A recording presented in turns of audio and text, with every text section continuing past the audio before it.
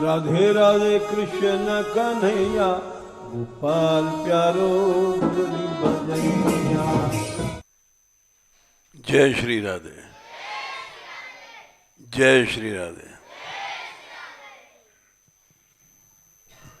क्या नाम है इसका जो गा रही थी?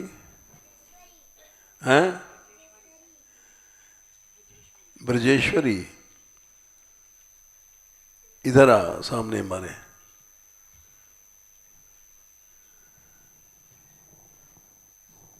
क्या गीत है तेरा?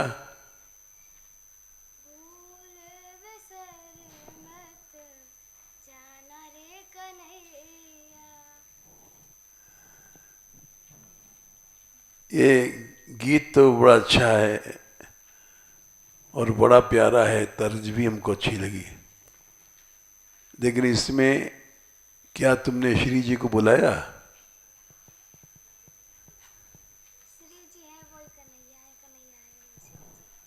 ठीक है, तुम उत्तर तो बढ़िया दे रही हो, लेकिन श्री जी और ठाकुर जी एक हैं, लेकिन फिर भी दोनों लीला दृष्टि से अलग हैं। श्री जी में करुणा ज्यादा है ठाकुर जी से, इसलिए इसमें एक कड़ी जोड़ लो, श्री जी को भी संग लाना रे कन्हैया। ठीक है, तब गीत पूरा होगा। जाओ, नहीं तो पूरा नहीं होगा। देखो, इसी आधार पर एक बात सुना रहे हैं, इसकी बात पर।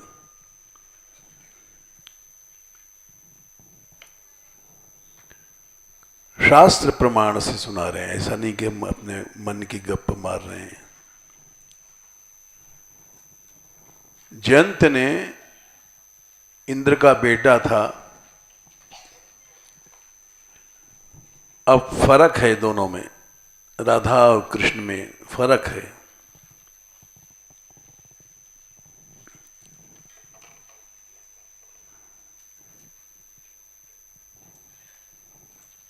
यद्यपि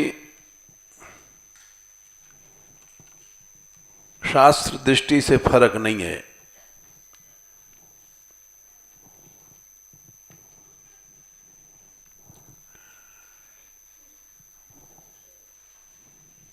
साम रहस्य श्रुति में ये बात कही गई है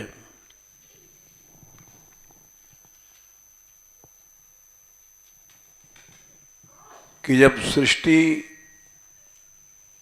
प्रारंभ हुई तो वो पुरुष अकेले था।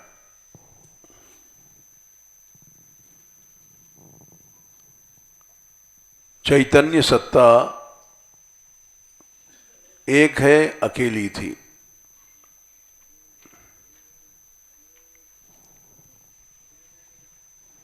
तो उसने विचार किया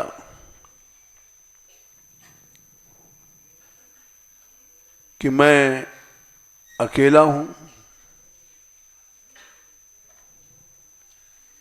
ये उपनिषदों में मंत्र आता है,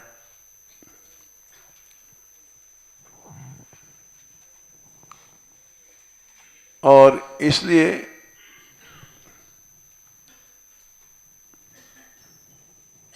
अकेलेपन में उसने कमी का अनुभव किया। तो मंत्र तो याद नहीं है, क्यों बहुत पहले ये सब उपनिषद पढ़े थे, अब सब छोड़ दिए। वृथा वृथा श्रुति कथाश्रमो बत विभेमयी कैवल्यतः। अब श्रुतियों का नाम भी अच्छा नहीं लगता।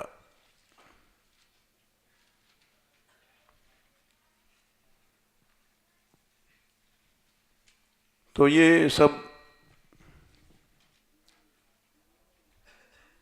अलम विषय वार्तया नरक कोटि बीभत्सया वृथा श्रुति कथाश्रमो बत विभेमि कैवल्यतः।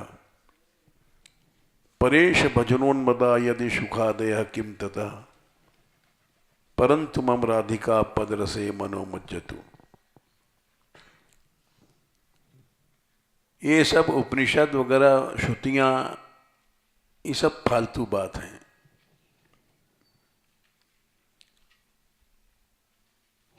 इनकी चर्चा करना अपना पंडिताई दिखाना, विद्वत्ता दिखाना।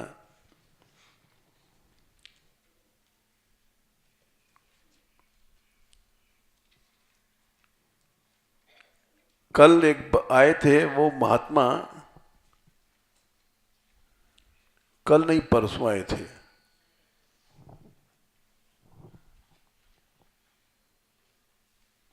वो बोलखेड़ा के थे। एक निमंत्रण आए थे और कि आप आइए। उनके साथ 2-3 ब्रजवासी थे। बोले महाराज पहले तो ये बड़ो कथा कर दो, अब तो कथा बथा छोड़ करके ब्रह्म चर्चा ही करते हैं हम लोगों को। उनके मुंह पे बोले ब्रजवासी।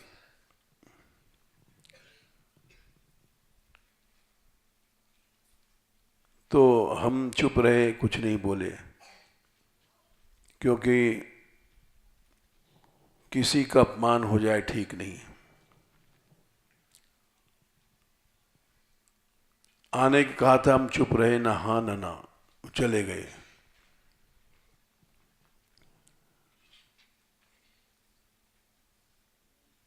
वो यज्ञ कर रहे हैं, यज्ञ में ब्रह्मचर्चा होगी और सब, लेकिन हमारा मन हट गया इसी से कि वो कहते पहले कथा कहते थे, अब वो पंडिताई उंडिताई दिखाने के लिए ब्रह्मचर्चा करते हैं।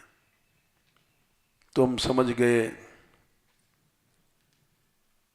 कि इनसे कोई अपराध हो गया है। इसीलिए भगवान की चर्चा छोड़ करके ये पंडिताई वंडिताई के चक्कर शुरू हो जाते हैं। उपनिषद फलाना, अपनी पंडिताई दिखाना, ये रास्ता बदल गया।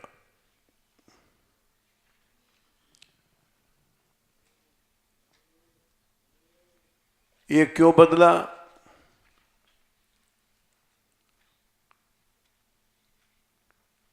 एक भागवत में श्लोक आता है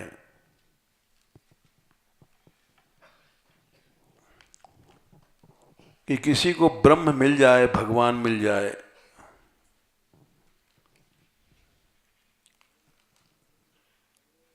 और फिर भी उससे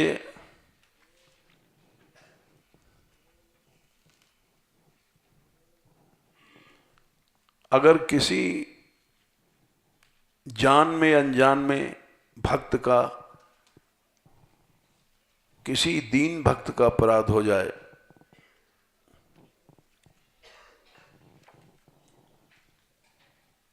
तो उसका ब्रह्म ज्ञान भी बह जाता है, भगवान से मिलना भी बेकार हो जाता है। ये है 4था स्कंध, 14वां अध्याय है शायद। ब्राह्मण समुद्रिक शांतो क्या है?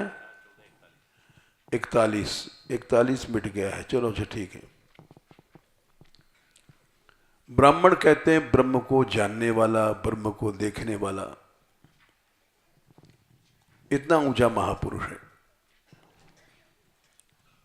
समुद्रिक समदर्शी, सब जगह भगवान को देखता है, शांत है, काम क्रोध आदि कुछ नहीं है। इतना ऊंचा भक्त है, महापुरुष है। दीना नाम संपेक्षक, अगर दीनों की उपेक्षा कर दिया तो उसके स्रवते ब्रह्म तस्यापि, उसका ब्रह्म भी चू जाता है। जैसे भिन्न पांडात पयो यथा, जैसे मटके में छेद हो जाए, भांड माने मटका, भिन्न माने छेद हो गया या टूट गया, उससे जल निकल जाता है, वैसे उसके हृदय से भी जो ब्रह्म रस है निकल जाता है।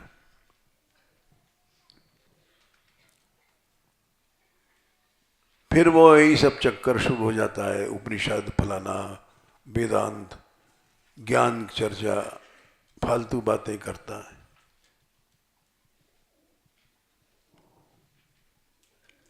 तो वो पहले तो कथा दिन रात करते थे, भगवान की लीला गाते थे। अब वो ब्रह्म चर्चा करने लग गए तो हम समझ गए इनसे कोई अपराध हो गया है।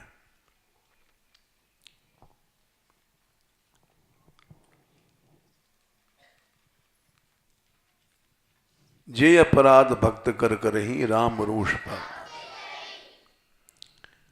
भगवान अपने अपराध से कभी नाराज नहीं होते। सुन सुरेश रघुनाथ सुभाऊ,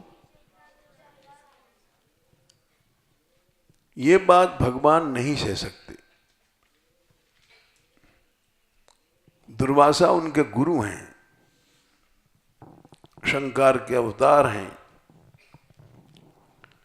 और गोपियों के गुरु हैं।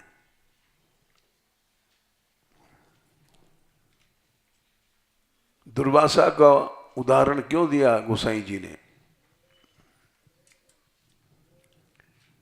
इनसे बड़ा कौन हो सकता है जो भगवान कृष्ण के गुरु हैं। और गोपियों के इन्होंने यमुना पंचक सिखाया था, इन्होंने ही रास में पहुंचाया गोपियों को। गर्ग संहिता में कथा आती है।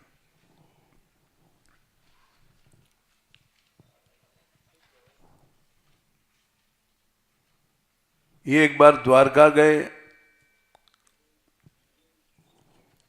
और द्वारका में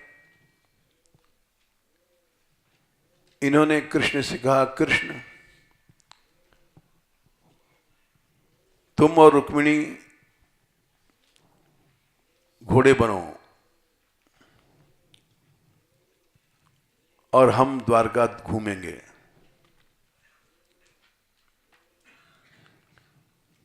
रुक्मिणी और कृष्ण बैल बने, रथ के घोड़े, और द्वारका में चले और दुर्वासा जी ऊपर से कोड़ा मार रहे हैं और भगवान आनंद से सह रहे हैं।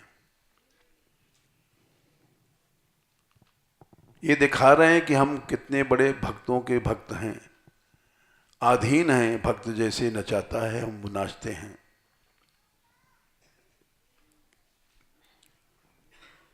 सारी द्वारका धिक्कार रही है, कहां से आ गया ये क्रूर है, प्रभु को कष्ट दे रहा है। और सारी द्वारका में घूमे।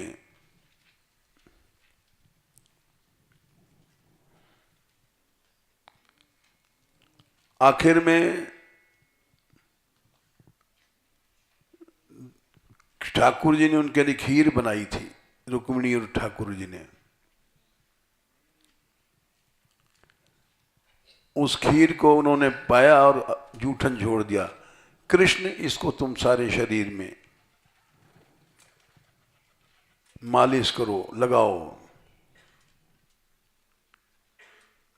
तो वहां भगवान ने उनके जूठन खीर को अमृत समझ करके सारे शरीर ही मला। लेकिन गुरु का प्रसाद है, इसलिए पांव में भीतर, नीचे तलुए में नहीं मला।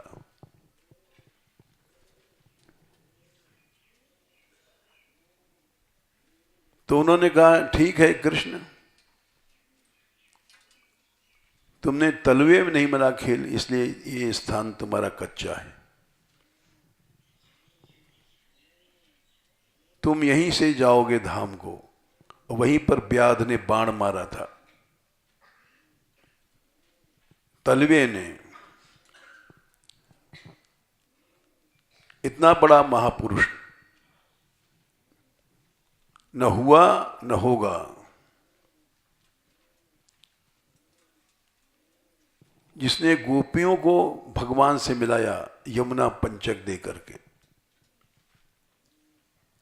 रास में पहुंचाया।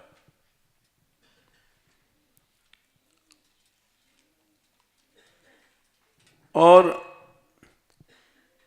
भी बड़ी लंबी कथा है दुर्वासा जी की।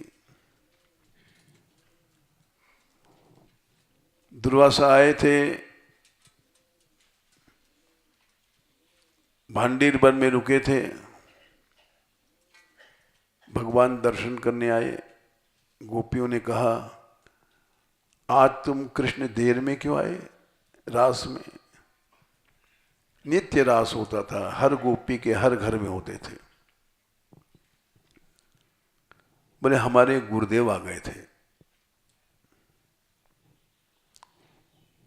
तो अपने गुरु के दर्शन कराओ हमको भी। तुम्हारा गुरु, सारे संसार के तुम ही सब कुछ हो। हाँ, हमारा भी गुरु है।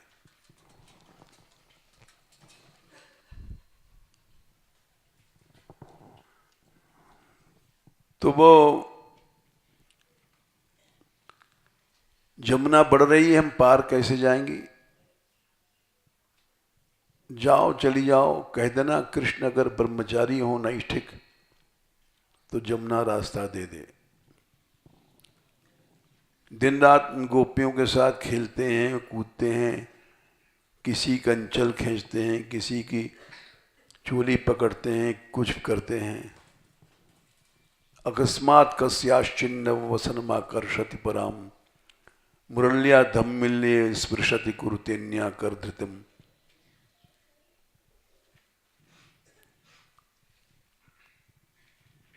लेकिन ये ऐसे ज्यादा लंपट हैं और ये कहते हैं जाओ, अखंड ब्रह्मचारी हैं तो जमुना रास्ता दे। गई और जमुना जी से कहा, जमुना ने रास्ता दे दिया।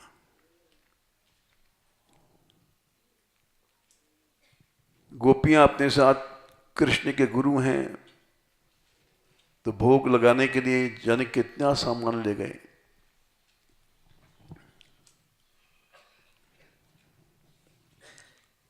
और वहां उन्होंने कहा कि गुरुजी हम कुछ लाई हैं, आप पालो। गुरुजी ने कहा, मैं तो पवनाहारी हूं, मैंने आज तक अपने हाथ से कुछ खाया नहीं, तुम डाल दो। उन्होंने मुंह खोला और हजारों डलियाओं पकवान के सब डालती गई और खाते गए, सब खा लिया एक क्षण में। अब सब गोपियां आश्चर्य में, भैया बड़ो पेटू है, सब चट्ट कर गो। तो बोली, हम अब पार जाएंगी गुरुजी, कैसे जाएं? बोले जाओ, जमुना से कह देना कि अगर दुर्वासा पवनाहारी है तो हमको रास्ता दे दो। वो गई, जमुना ने रास्ता दे दिया।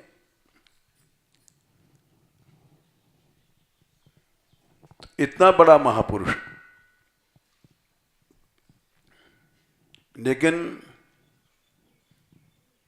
जिस समय उन्होंने अम्बरीश का अपराध किया, 9वें स्कंद में एक कथा आती है। ये 9वां। और वो भगवान का चक्र उनके पीछे चला। इसीलिए गोसाई जी ने दुर्वासा का उदाहरण दिया। यह महिमा जाने दुर्वासा, लोको वेद विदित इतिहासा। दुर्वासा ने रामावतार में भी शाप दिया था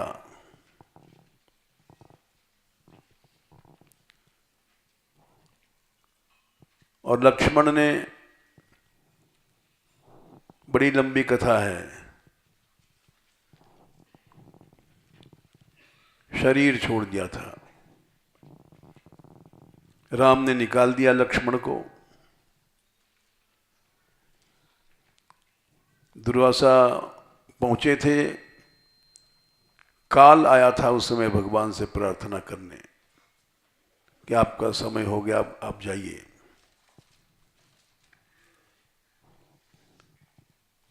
तो भगवान राम ने कहा था, लक्ष्मण पहले पे खड़े हो जाओ, किसी को आने नहीं देना। वो समझ गए काल आया है प्रार्थना करने। अगर किसी को आने दोगे तो हम तुम्हारा परित्याग कर देंगे।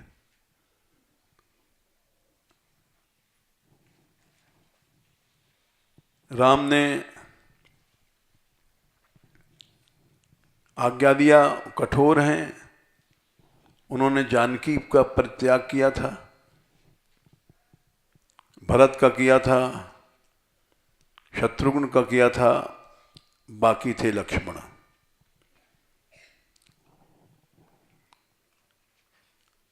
लक्ष्मण द्वार पर खड़े थे, दुर्वासा पहुंचे, बोले लक्ष्मण हमें राम से मिलना है अभी। बोले महाराज आज्ञा नहीं है उनकी।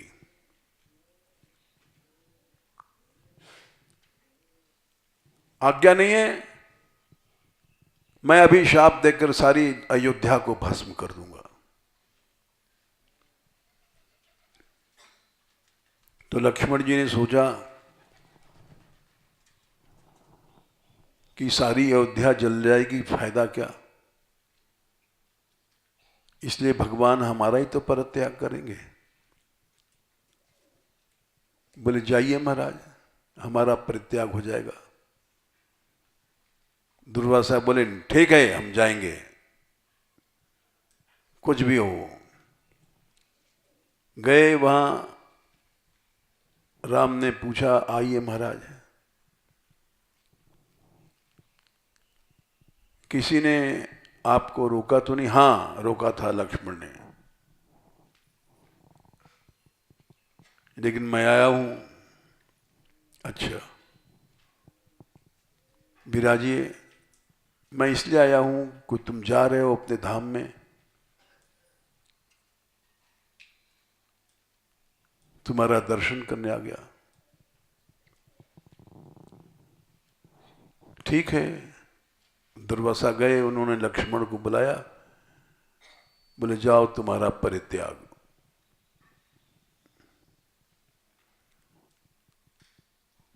त्याग दिया। लक्ष्मण जी उसी समय निकले और सरजू किनारे जाकर के जल में लीन हो गए, जल समाधि ले लिया समझो।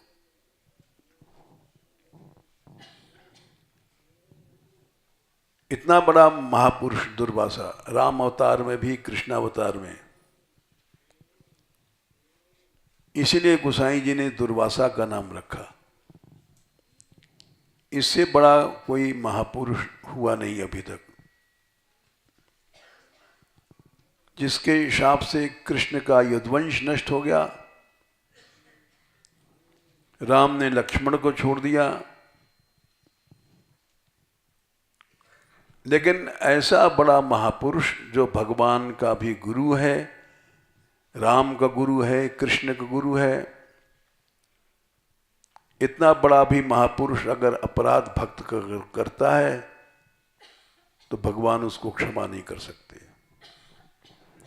यह महिमा जानहि दुर्वासा, लोको वेद विदित इतिहासा। वही दुर्वासा जब पहुंचे वहां चक्र की अग्नि से जलते हुए, 9/4/62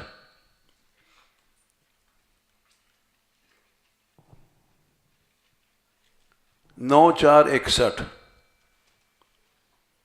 संदह्य मानो अजित शस्त्र वहीना। जल रहे थे दुर्वासा चक्र की अग्नि से। तत्पाद मूले पथितः सबे पथो। भगवान के चरणों में गिर पड़े। आहि अच्युतानंत सदीप्सित प्रभो, और बोले मैंने अपराध किया, माव ही विश्व भावन, मेरी रक्षा करो।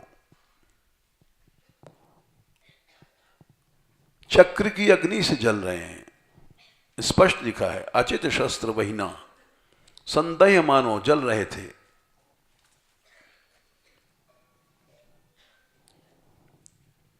इतना बड़ा दंड उन्होंने अपने गुरु को दिया। ये दिखाया कि भक्त मुझे इतने प्यारे हैं, कितने हमें लक्ष्मी भी प्यारी नहीं है। न श्रीर विरक्त मापी विजहात यस्या प्रेक्षालावार्ती तरे नीमान गणंती। भगवान इतने बड़े भक्त वत्सल हैं।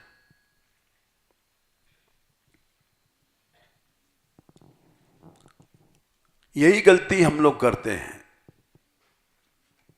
एक दूसरे से दीनता नहीं करते, एक दूसरे से अपमान करते हैं। रामदास कृष्णदास से चिढ़ता है, कृष्णदास रामदास से चिढ़ता है।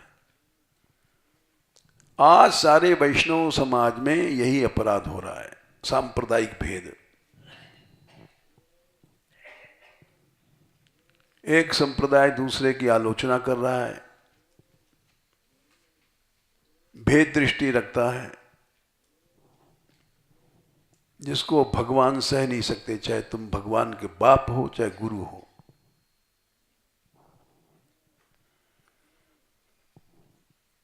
तो भगवान ने मना कर दिया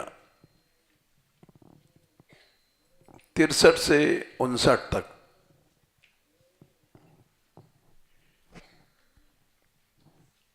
9/4/63 से 69 तक। देखो यही कमी हमारे यहां है। बच्चों में तो खैर नहीं है, एक साथ साथ ये रहते हैं, लड़ते नहीं, झगड़ते नहीं। लेकिन लड़कियों में है, वो उसके कमरे में नहीं जाएगी, उसके कमरे से नाराज होकर चलेगी। ये सब सूक्ष्म भक्त अपराध है। भेद दृष्टि तुम लोग रखती हो, ये अगर दूर हो जाए तो बहुत ज्यादा अनुभव हो जाएगा।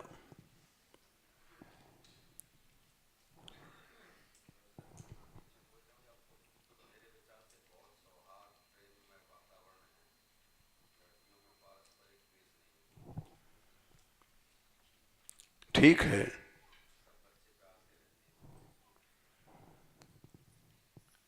नहीं है, लेकिन कुछ दिन पहले था। नहीं, कुछ दिन पहले था, हम जानते हैं। हम इसलिए नहीं कह रहे हैं, हम इससे चिढ़ते हैं।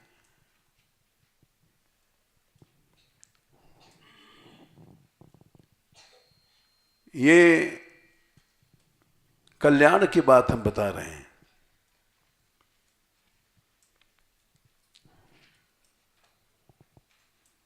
तो भगवान ने मना कर दिया। बोले एक बात करो गुरुजी, उपायम कथयिष्यामि 69। मैं उपाय कह सकता हूं, उपाय माने रास्ता।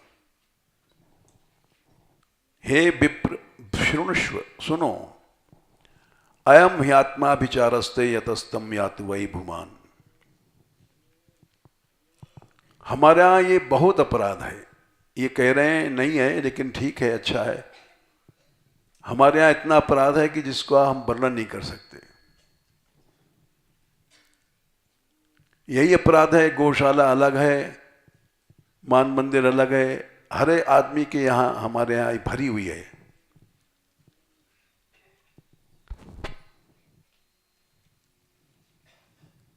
ये भेद दृष्टि अपराध है। गौशाला अलग कैसे हो जाएगी? एक भक्त की सेवा सैकड़ों कामधेनु के बराबर है। सीता पति सेवक सेवकाई, हां, अगर इसको अलग मारेगा तो सारी उसकी सेवा व्यर्थ है, मिट्टी में है। सारे जन्म सेवा करते रहोगे, गौ सेवा कुछ नहीं होगी, एक पैसा फल नहीं मिलेगा।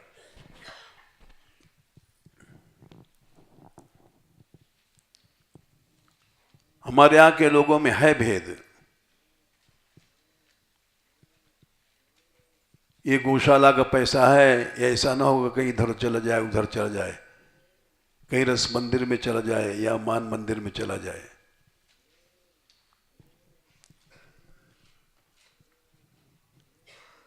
तुम कितना भी पक्ष करो, लेकिन हम जानते हैं इस भेद दृष्टि का फल क्या होगा? नरक। हम इसलिए इनको बार बार कहते हैं, सीधा नरक जाना पड़ेगा, कोई बचाने वाला नहीं। तीसरे स्कंद में 16वें अध्याय में 10वें श्लोक में इस बात को भगवान ने कहा है।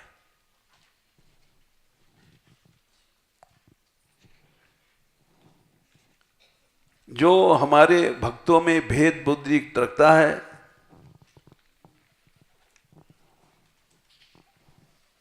उसको यमराज के यहां गृद्ध लोग नोच नोच के खा जाएंगे।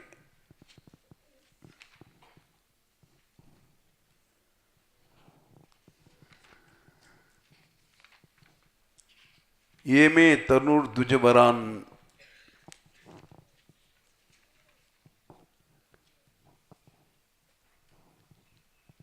ये इससे जो बच जाता है यही असली पढ़ाई है।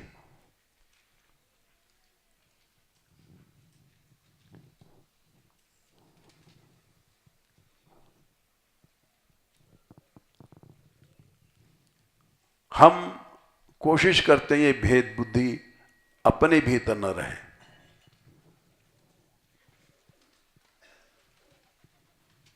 चाहे मान मंदिर है, चाहे गौशाला है, चाहे रस मंदिर है, सब एक है।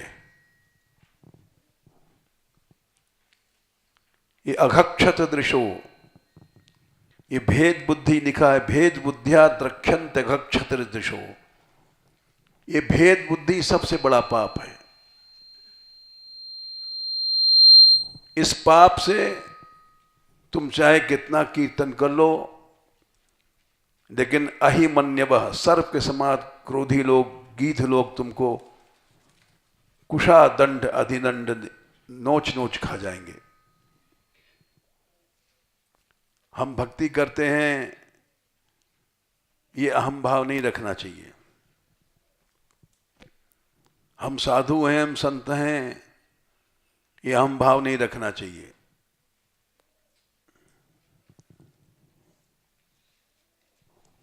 निश्चित नरक गति होगी।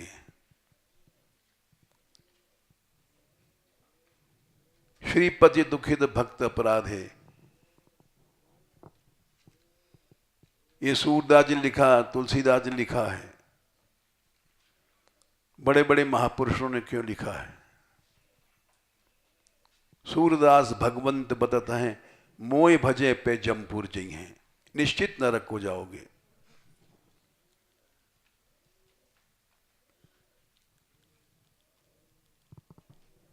हम इसलिए कहते हैं, तुम पक्ष लेते हो ठीक है, लेकिन तुम्हारा पक्ष लेना ठीक कल्याण का कारण नहीं है।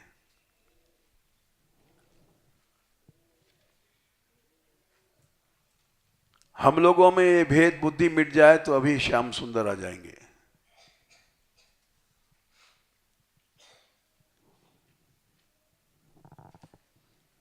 और हमने देखा है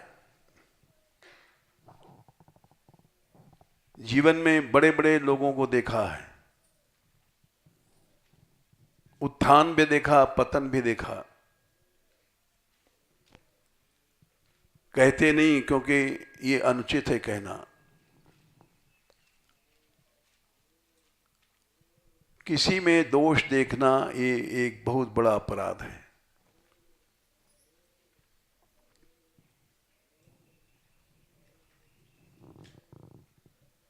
बड़े बड़े लोगों को देखा हमने, यहां भी देखा, जो प्राण देते थे सेवा करते समय।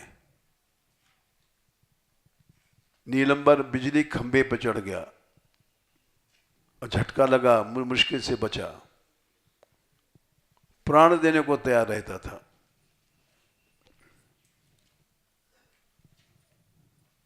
लेकिन भक्तापराध से मिट्टी में मिल गया।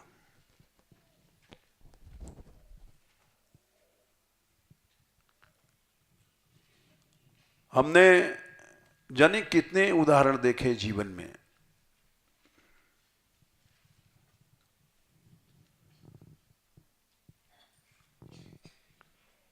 इसलिए हम ये सब बातें कहते हैं।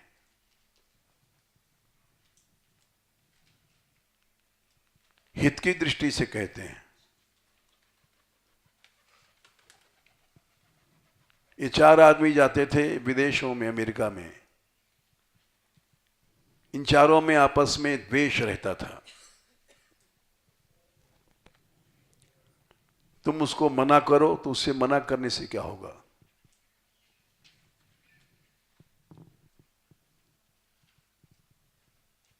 हमें जो अनुभव होता है वो हम कहते हैं, खोल के कहते हैं, क्योंकि ये कमी हमें नुकसान करेगी। हम द्वेष से नहीं कहते किसी के बुराई को। हालांकि लोग कहते हैं आप सबके बीच में कह देते हैं, सबके बीच में कह देते हैं, वो भी कल्याण बुद्धि से। सब लोगों का लाभ हो जाए।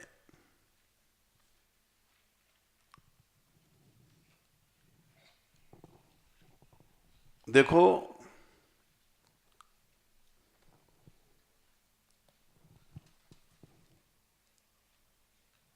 रामायण में देखो, पहले अंतिम जहां रामायण खत्म होती है,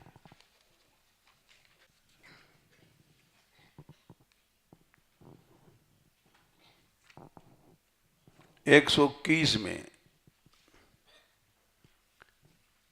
परम धर्म श्रुति विदित अहिंसा पर निंदा सम अघन गरीसा।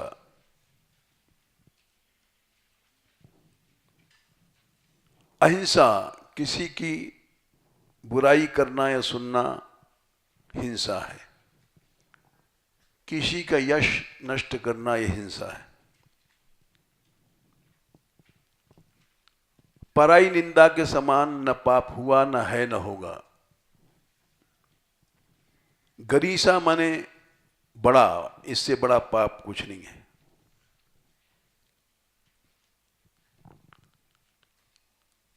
हरि गुरु निंदक दादुर हुई। निश्चय हजारों जन तक मेढक बनना पड़ेगा। मेढक मरता नहीं है।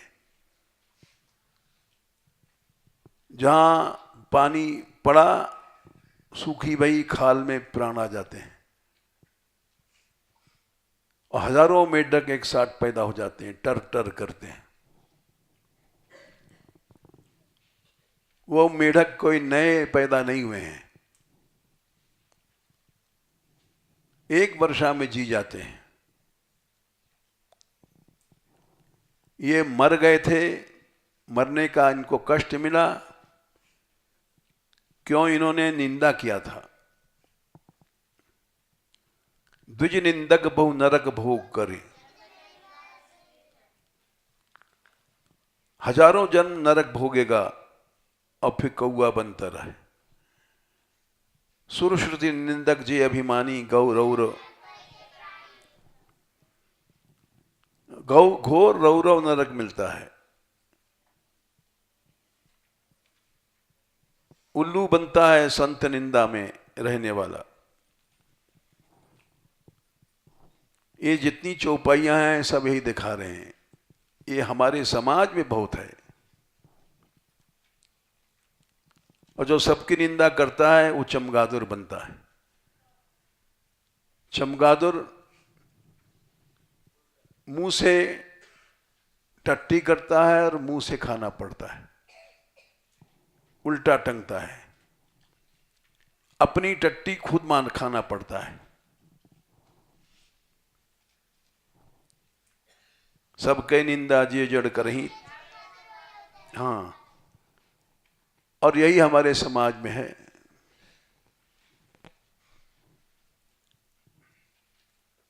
हम चिढ़ते हैं गोपाल दास से, तो गोपाल दास की निंदा करेंगे, वो कुछ नहीं है, साधु बाधु कुछ नहीं है।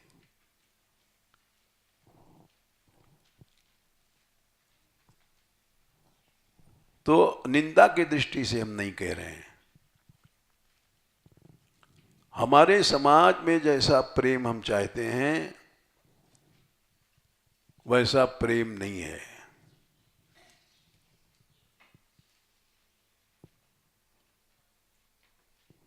बच्चों में दिखाई पड़ता है थोड़ी देर के लिए, लेकिन ये भी अभी कमी है इनमें।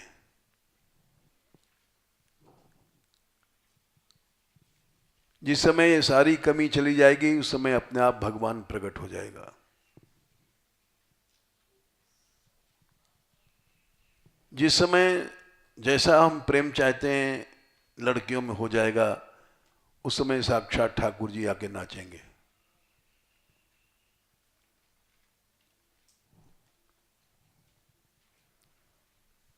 क्या कारण है कि हमारे यहाँ कीर्तन में सब एक साथ नाचते हैं? कुछ न कुछ तो रस है ही है। उसका कारण यही है कि हम लोग निंदा नहीं करते हैं, न निंदा सुनते हैं, निंदा करते भी नहीं हैं।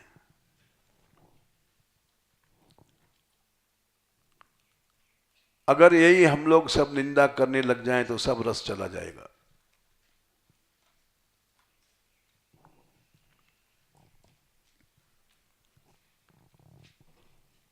अगर ये हम कमियां दूर हो जाएं, इसलिए कहते हैं।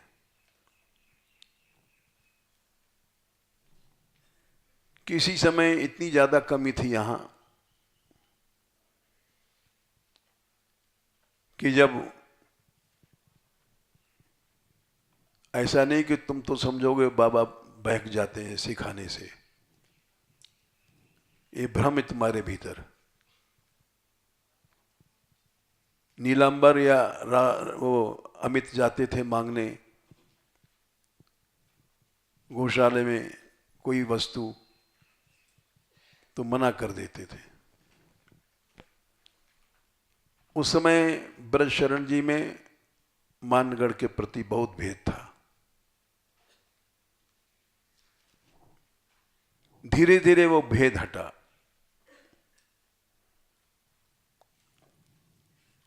और धीरे धीरे फिर गौशाला का विस्तार हुआ, चमत्कार आया, बढ़ती जा रही है।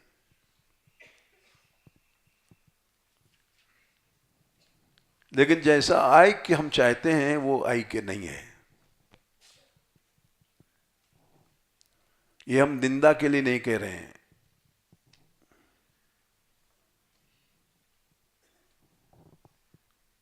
तुम पक्ष करते हो, तुम समझते हो बाबा को लोग बहका देते हैं।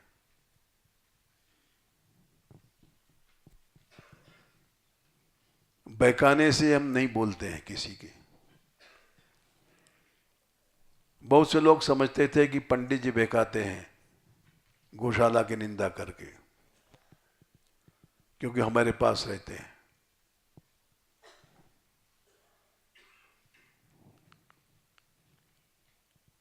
या ब्रजराज बहकाता है, बहुत से लोग सोचते हैं।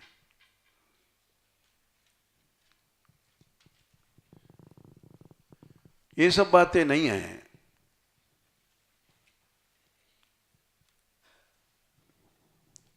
ये अपने आप गौशाला दिन पर बढ़ती जा रही, ज्यों ज्यों भेद मिट रहा है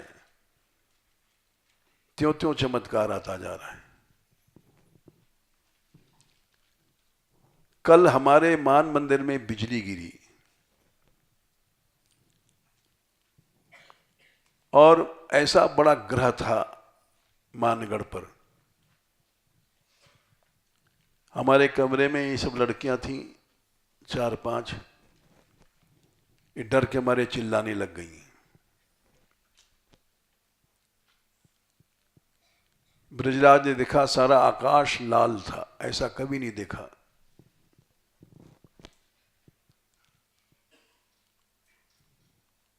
भयंकर कोप था। पीछे पता पड़ा कि वो फट गया, क्या कहते हैं यहां, जनरेटर है, इन्वर्टर है, वो फट गया, बैटरी फट गई। और उस तरफ मानगढ़ के इस कोने में बिजली का ये प्रभाव रहा, और उस कोने में जहाँ ये साधु लोग रहते हैं, हमने तो अभी देखा भी नहीं क्या बना है, बने हैं कई कमरे, वहाँ के छत भी छेद हो गया। क्यों, सही बात है हैं? उसमें छेद हो गया है। देखो हमको तो पता नहीं, हम सुनी वही बातें कह रहे हैं। और छत के मसाले वसाले भी गिर गए हैं। बोलो, डरते क्यों हो? इस कोने से उस कोने तक बिजली का प्रभाव रहा और सारे मंदिर की लाइन फेल हो गई। क्यों, है कि नहीं? सारा मंदिर उस बिजली के गिरफ्त में था और एक भी दुर्घटना मौत नहीं भई। जबकि कुछ साल पहले बैठन में गिरी थी तो 5 आदमी मर गए थे। ये किसने रक्षा किया? ये सिर्फ यहां जो थोड़ी देर के लिए कीर्तन होता है, आराधना होती है, यद्यपि उसमें भक्ति नहीं है, ढोंग ढांग है। हम तो रोज कहते हैं भक्ति हमारे में नहीं है, हम केवल ढोंग करते हैं। इतना बड़ा कोप था मानगढ़ पे और कुछ नहीं हुआ। 10-20 हजार का नुकसान हो गया, बड़ी बात नहीं। लाइन फिर फूक गई, सब मोबाइल किसी का जल गया। बहुत से नुकसान है, देखिए सब मोबाइल इनका 5,000 का था, रॉड वाड सब बेकार चल, 20,000 का नुकसान हुआ। लेकिन फिर भी किसी व्यक्ति को कोई कष्ट नहीं मिला। क्यों? कि हमारे मानगढ़ में जितने आदमी कीर्तन करते हैं सब निशुल्क त्याग मूर्ति हैं। यहां कोई भी साधु पैसे के लिए नहीं रहता है, कोई लड़का पैसे के लिए नहीं रहता है, कोई लड़की पैसे को नहीं छूती है। ऐसा समाज श्री जी ने बनाया है। एक बच्चा भी लोभ नहीं करता यहां का।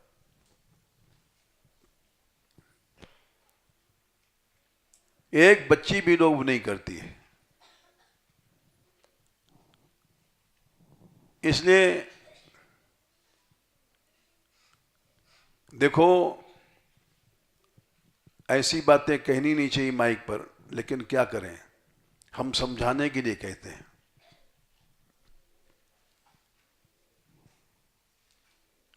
उदाहरण कहां से देंगे? सामने जो आता है उस वही उदाहरण दिया जाता है। जो दूसरी यात्रा जमुना जी की थी, विरोध में उठी थी यहां के, वो लोग इतने चतुर थे, इतने सोर्सफुल थे कि हम लोग न थे, न हैं, न होंगे। उन्होंने जाकर के रविशंकर को मिलकर के, उमा भारती को मिलकर के, हेमा मालिनी को मिलकर के सब काम कर लिया।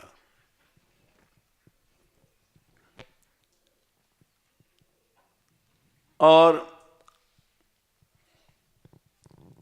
लेकिन श्याम भगवान सुंदर जानते हैं, हमने इनसे कहा था, राधा कांत से, तुम यात्रा उठाओ लेकिन अपने नाम, अपने यश के लोभ से मत उठाना। अहम भाव को छोड़ के उठाना, फिर भगवान की कृपा हो जाएगी। और अब ये मिलने गए तो राजनाथ कह रहे हैं कि आपका काम नहीं हुआ। क्यों नहीं हुआ? आप फिर से मीटिंग बुलाओ, आपका काम होगा। ये कौन कर रहा है? भगवान कर रहा है। न हम लोगों के पास पैसा है, न सोर्स है। अहम भाव को भगवान नहीं सहता।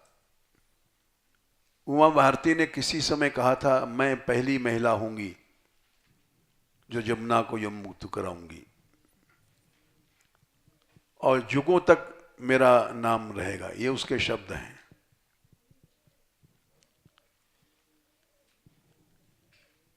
इस शब्द से भगवान चिढ़ते हैं। वो आई यात्रा में और ब्रजवासियों ने उनका सम्मान नहीं किया। वो सब बैठी रही, अच्छा भाई, तो सब ब्रजवासी छोड़ के चले गए। इतना बड़ा अपमान हुआ। क्यों हुआ? ये हम थोड़ी करते हैं, हम न थे वहां पर। अहम भाव भगवान किसी का नहीं रखते।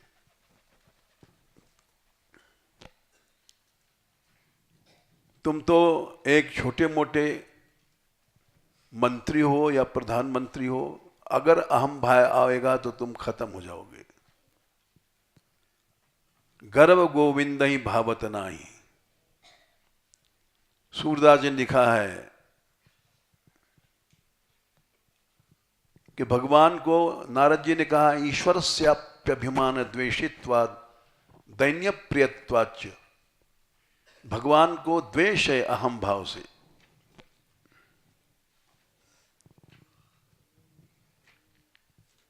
हर आदमी अगर अहम भाव को छोड़ के चले तो अभी भगवान यहीं प्रकट हो जाएंगे।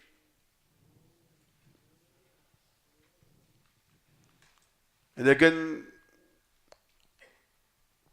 तुम कितना भी कहो, मैं अपने बात में कह रहा हूं, मेरे में अहम भाव है। अहम भाव अगर खत्म हो जाए तो चमत्कार हो जाएगा।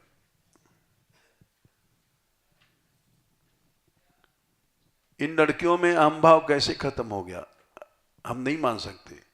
हम निंदा नहीं कर रहे हैं, लेकिन अहम भाव जिस समय खत्म हो जाएगा उस समय भगवान सामने आ जाएगा। ये ब्राह्मी स्थिति हो जाएगी। गीता 2/71, विहाय कामान या सर्वान पुमान शरति स्पृहा। येषाम ब्राह्मी स्थिति। ब्राह्मी स्थिति साक्षात भगवान बन जाएगा। इनकी ब्राह्मी स्थिति हम कैसे मान लें?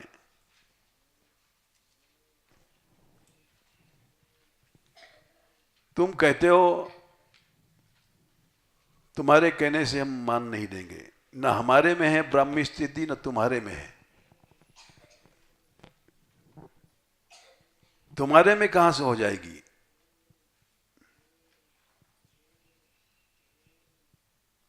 तुमको कभी लोक मर्यादा की बात कही जाती है तो चिढ़ जाते हो। राधाकांत सदाचारी है, तुम्हारे ऊपर दुराचार का आरोप किसी ने नहीं लगाया, लेकिन तुम्हारा अहम बोलता है। अहम से विकार पैदा होता है, अहम से उद्वेग पैदा होता है। तुम्हारे जो शब्द निकलते हैं वो अहम के होते हैं, विकार के होते हैं। और जब अहम चला जाता है, न विक्रिया विश्व सुहृद सखस्य, 5वां स्कंध 10वां अध्याय होगा शायद, उसको कभी विकार ही नहीं पैदा होगा। फांसी दे दोगे तभी कुछ नहीं बोलेगा। जड़ भरत जी के ब्रहुगण ने कहा तुम मरना चाहते हो, पालकी मतलब फांसी का हुक्म तुमको होगा, लेकिन वो विकार नहीं, हंसते रहे। तब समझ गए ये वास्तव में महापुरुष है। इसके अपराध से शंकर भी नष्ट हो जाएंगे। न विक्रिया विश्व सुहृद सखस्य साम्ये निबीताभिमनितस्तवापि महद विमानात् स्वकृताधिमांद्रिंग नंग छिन्ते दूरादपि शूलपाणि।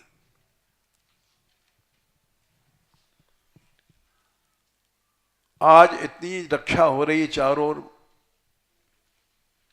इतने जोर से बिजली गिरी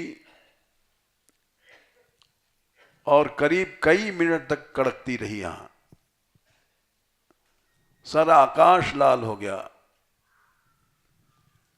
और कोई भी दुर्घटना नहीं हुई। क्यों भाई ये चमत्कार? इसका कारण है, यद्यप देर हो गई काफी, लेकिन फिर भी बताएंगे इसका कारण क्या है। इसका कारण समझो,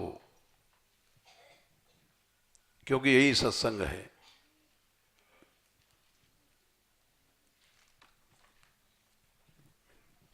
चौथा स्कंद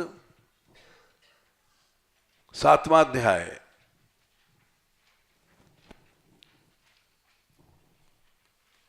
ध्यान से सुनो सब बच्चे, लड़कियां, तुम, हम सब। अभी हम में, तुम में, सब में अहम भाव है। हम जीव हैं।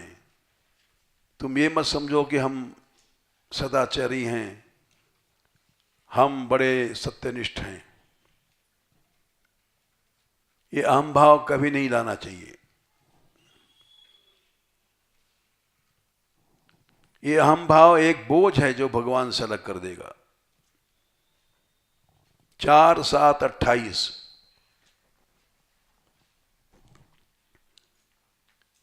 उत्पत्त्यध्वनि अशरण। इस संसार एक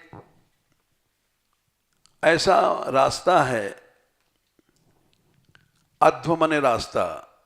जब से जीव हम आए हैं इस संसार में, इस रास्ते में अशरण है, कहीं शरण नहीं मिलेगी इस संसार में।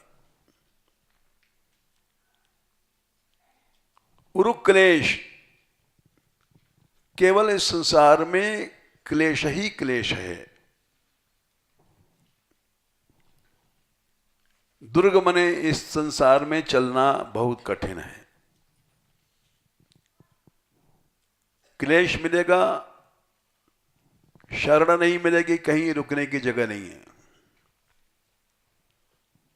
उग्र व्याल, एक भयानक सर्प है, काल पीछे लगा हुआ है। जहां भी जन्म लेते हैं वहां पहुंच जाता है, मार देता है। चाहे कुत्ता बने, चाहे बिल्ली बने, चाहे देवता बने, ये काल पहुंच जाता है। भाग रहे हैं, क्यों भाग रहे हैं? काल के भय से। और प्यासे भाग रहे हैं, विषय मृग तृषि, विषयों की प्यास है। विषय माने खाली स्त्री नहीं है, सम्मान की इच्छा, ऐषणाएं, ये सब प्यास है। साधु बन करके भी हम लोग महंत बनना चाहते हैं, मंडलेश्वर बनना चाहते हैं, जगत गुरु बनना चाहते हैं, ये सब प्यास है। इस प्यास से दो तरह का बोझ बढ़ता है। एक आत्मा ने शरीर की अहंता का,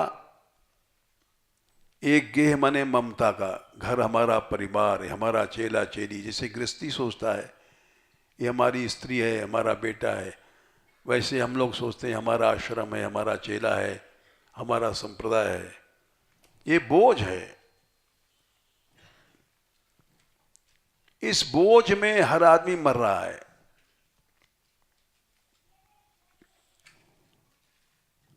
ये बोझ अगर दूर हो जाए,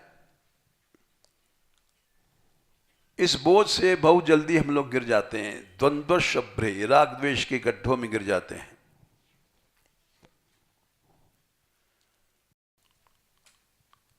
एक मां अपने बच्चे से प्यार करती है, उस बच्चे से जो चिढ़ेगा तो उससे वो द्वेष करेगी।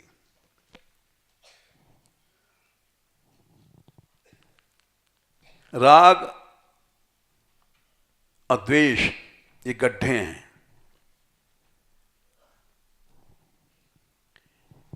इसमें बैठे हुए हैं खलमृग, दुष्ट जानवर बैठे हुए हैं। शेर, चीते, अजगर, सर्प। ये खलमृग कौन है? जिनमें हम राग करते हैं। ये हमारी स्त्री है, ये हमारा बेटा है, ये परिवार है हमारा। या द्वेष करते हैं, ये हमारे परिवार से चिढ़ता है। तो दो तरह के जानवर हैं वहां, राग संबंधी, द्वेष संबंधी। दोनों से शोक मिलता है। शोक की अग्नि में हम लोग जल रहे हैं।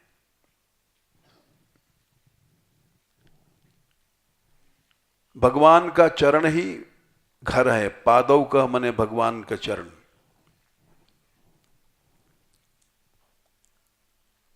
वहां नहीं पहुंच सकते हैं।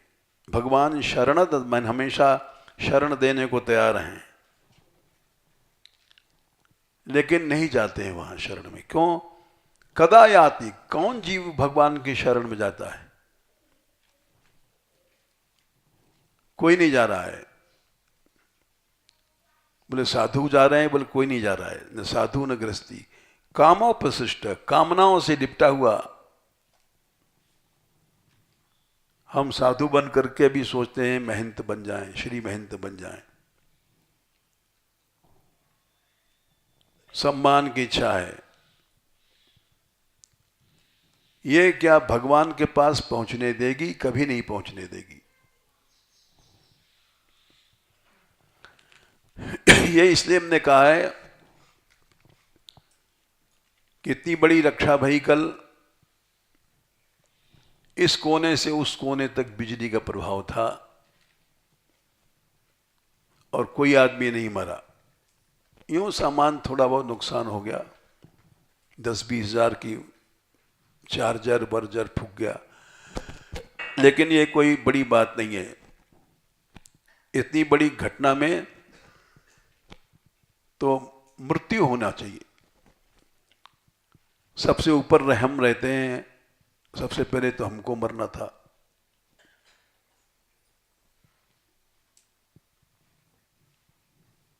लेकिन कुछ नहीं हुआ। भगवान ने रक्षा किया। क्यों किया? क्योंकि इस मंदिर को हम अपना नहीं समझते। ममता का बोझ जो रखता है वो भगवान से दूर चला जाता है। एक श्लोक भगवान से दूर कर देता है। 3:9:6 तावन ममेत्य सदवग्रह। यह स्थान मेरा है, ये चेला मेरा है, ये लड़का मेरा है, ये स्त्री मेरी है। ये झूठा वग्र है। ये आरती मूल, कष्ट का मूल है। अगर ये नहीं है तो तुमको कष्ट नहीं होगा। कष्ट क्यों होता है? हम लोग ममता करते हैं। ये घर मेरा है, ये परिवार मेरा है। ये क्या है? आरती मूल है, कष्ट का मूल है।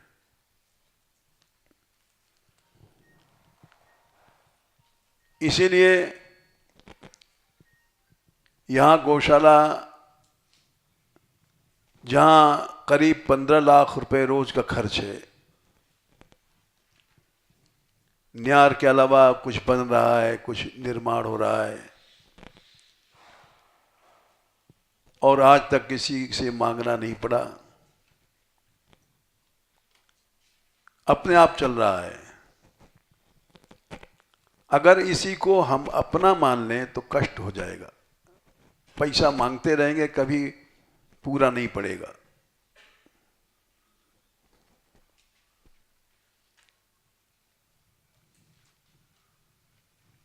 रोज आता है चैनल पे, वहां की गौशाला में कष्ट है, ये बैंक का ड्राफ्ट है, इसे आज इस बैंक का ड्राफ्ट भेजिए।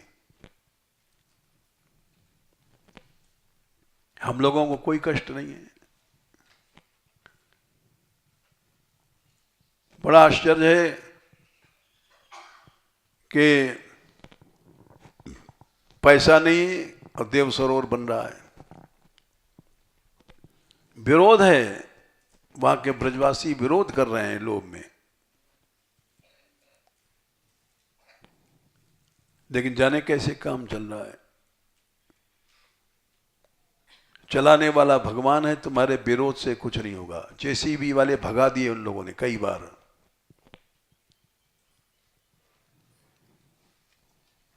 रास्ता साफ है, क्योंकि वो मेरापन उसमें नहीं है। हम नाम के लिए नहीं कर रहे हैं कि देव सरोवर बन जाएगा, हमारा नाम हो जाएगा। जय श्री राधे। देर हो गई आज 20 मिनट।